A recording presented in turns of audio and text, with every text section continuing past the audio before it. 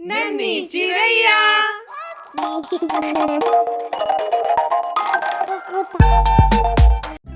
मोहनपुर नाम का एक बहुत सुंदर गांव था। उस गांव में सभी लोग आपस में मिलजुल कर रहते थे।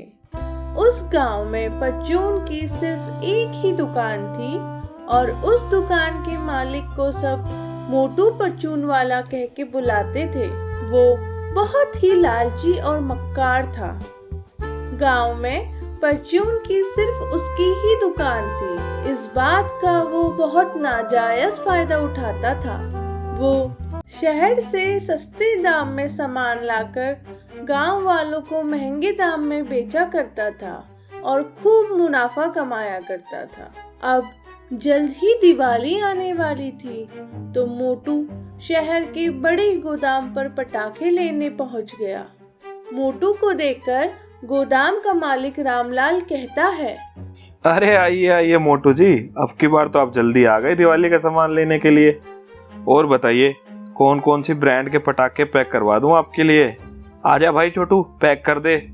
अरे गांव वालों को ब्रांड का कुछ नहीं पता, उनको तो पटाखों से मतलब है। अगर उन्हें ही ब्रांड का सामान भेजूंगा तो मेरा ये मोटा पेट कैसे भरेगा।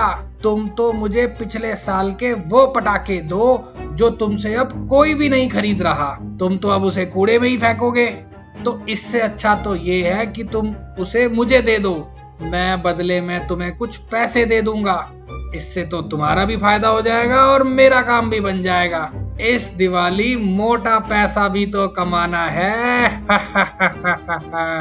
फिर मोटू सारे पुराने पटाखे लेकर गांव आ जाता है और गांव के बच्चों को महंगे दामों में बेच देता है। दिवाली वाले दिन सरपंच जी का लड़का भी मोटू की दुकान के लाए हुए पटाखे चलाने की कोशिश कर रहा था, लेकिन कई पटाखों को आग लगाने के बाद भी किसी में भी आवाज नहीं हुई। ये सब सरपंच जी भी दूर खड़े होकर देख रहे थे।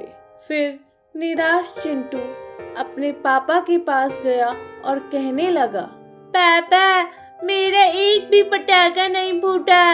इतने में मोहनलाल भी वहां आ गया और सरपंच जी से कहने लगा, अरे सरपंच साहब, क्या बात है, गांव में सब ठीक है ना? इस दिवाली तो पटाखों की आवाज ही नहीं आ रही, लग ही नहीं रहा गांव में दिवाली मनाई जा रही है। अगले ही सुबह एक व्यक्ति सरपंच के पास आया और कहने लगा, सरपंच जी, मुझे मोटू परचून वाले के खिलाफ शिकायत करनी है। एक तो उसने बहुत महंगे दामों पर पटाखे दिए और उसके बावजूद उसमें से एक भी नहीं चला और सारे के सारे पटाखे खुशी निकल रहे हैं। क्या ये कोई बात हुई? इतने में कुछ लोग और आ गए और सभी के पटाखे नहीं चल रहे थे। फिर सरपंच सभी को लेकर मोटू की दुकान पर पहुंच गए। अरे ओ मोटू, लोगों का कहना है तुम्हारी दुकान से लिया हुआ एक भी पटाखा नहीं फूटा। यहाँ तक कि मैंने भी देखा है तुम्हारे सारे पटाखे खुद से निकल रहे हैं। क्या चक्कर है तुम्हारा? कहाँ से लाए इनको? अरे सरपंच जी, अब घर में थोड़ी ना बनाता हूँ ये पटाखे, आगे से ही ये ऐसे आए हैं। अब इसमें मैं क्या करूँ? आगे से कहाँ से? वो शहर वाले रामलाल जी के गोदाम से। रुको जरा, मैं अभी पता कर लेता हूँ असली माजरा क्या है। रामलाल तो मेरा दोस्त ही है। फिर सरपंच ने शहर वाले गोदाम के मालिक के पास फोन लगाया और कहने लगे, अरे रामलाल जी, कम से कम मेरी दोस्ती का तो ख्याल रख लेते। आपने हमारे गांव के मोटू को कैसे पटाखे दिए हैं? एक भी पटाखा नहीं फूटा इसका। अरे सरपंच जी, इसमें मेरी कोई गलती नहीं है। मैंने तो मोटू से पहले ही कहा था कि भाई पटाखे पुराने हैं, मत लेकर जाओ, ये चलेंगे नहीं।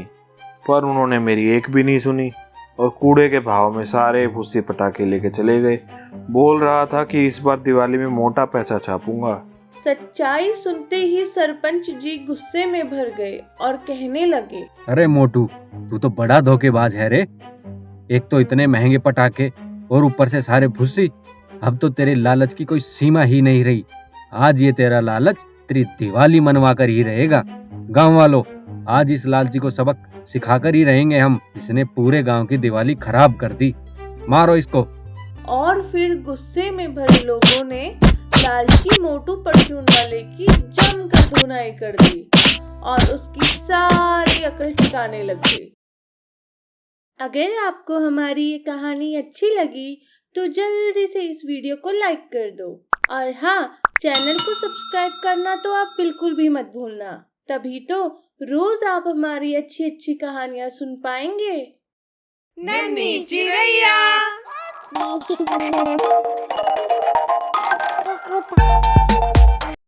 नन्ही चिड़ैया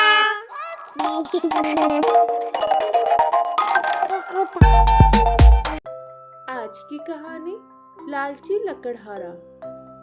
एक बार की बात है, माधवपुर नाम का एक बहुत सुंदर गांव था। उसी गांव में एक घर परम नाम के लकड़हारे का भी था।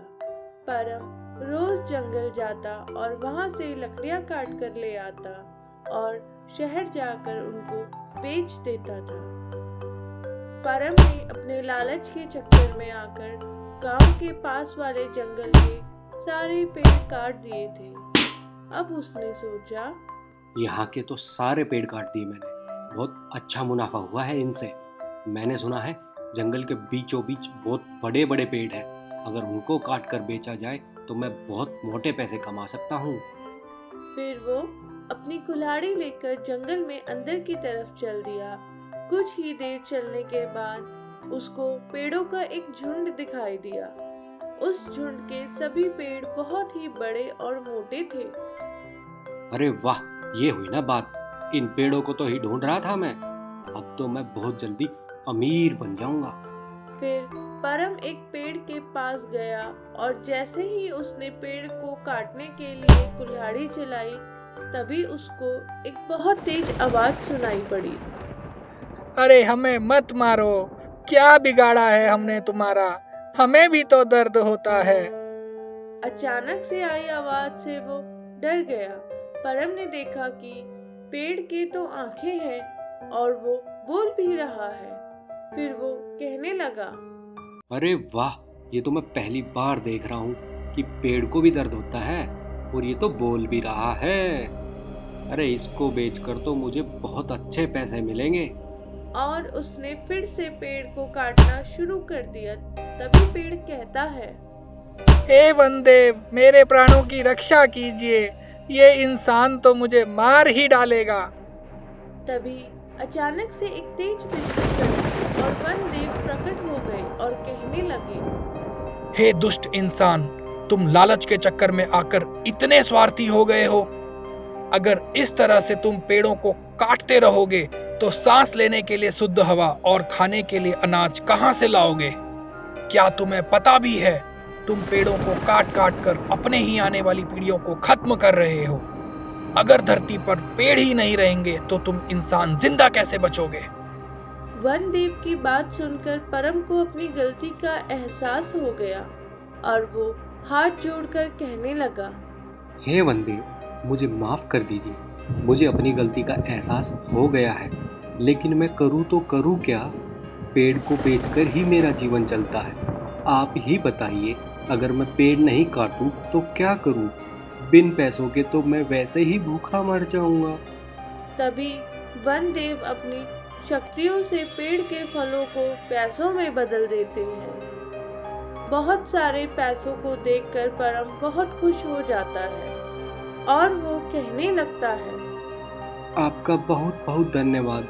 आगे से मैं ऐसा कोई भी काम नहीं करूंगा जिससे प्रकृति को नुकसान पहुंचे।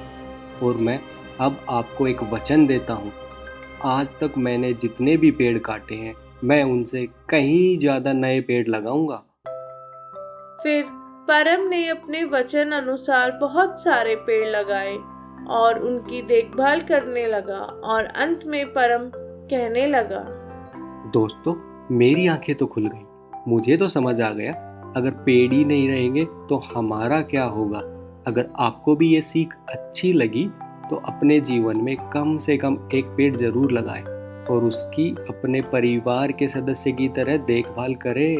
और हाँ, इस कहानी को अपने दोस्तों के साथ शेयर जरूर करें ताकि हम सभी मिलकर अपनी धरती माता को फिर से हरी भरी कर सके और जाते जाते यही कहूँगा, चैनल को सब्सक्राइब कीजिए ताकि आप हमेशा हमारे साथ जुड़े रहें। अगर आपको हमारी ये कहानी अच्छी लगी तो जल्दी से इस वीडियो को लाइक कर दो और हाँ, चैनल को सब्सक्राइब करना तो आप बिल्कुल भी मत भूलना।